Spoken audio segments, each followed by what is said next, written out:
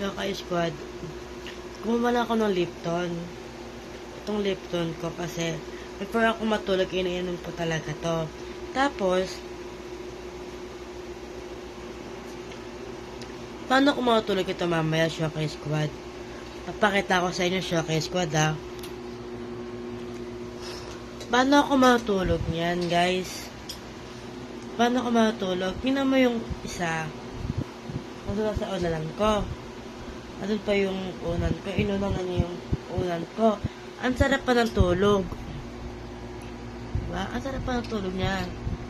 Diba? Ito isa naman, tignan mo. Papaantok na. Sige guys, paano ako matulog nito? Paano ako matulog? Iinumin ko yan dapat yung Lipton ko. Kasi may pinapanood ako. Shokai Squad. Abang iniinom ko yung Lipton ko, may pinapanood ako.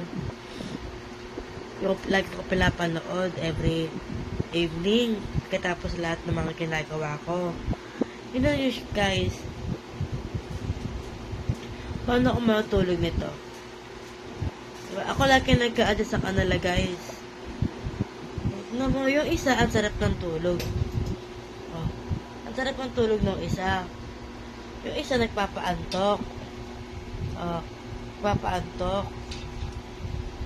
Sige guys. Ganun din ba yung mga aso nyo guys? Nagkukunin lang ako saklit sa baba or sa labas. Magpalikkan yan na. Nakakaya naman guys pag ini-istorbo ko sila, diba? Kasi tinan mo guys ha. Tinan nyo. Tinan mo ang sarap ng tulog ng isa guys. Ginawa pang unan yung unan ko. Diba? Yung isa naman, tinan nyo. Maya guys, tulog na rin yan. Diba? Paano pa ako matulog ito guys? Paano pa? Magka-adjust na lang ako guys. Ito na lang ako sa dulo guys. Ito na lang ako guys. Ito na lang ako.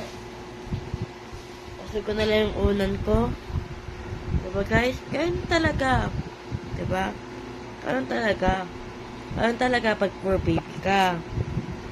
Kasi guys, bagong grooming sila eh. Pinag-groom ni mama kanina. Actually, lahat ng aso namin.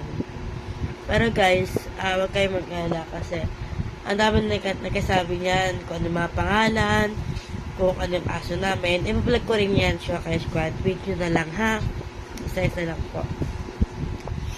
And guys,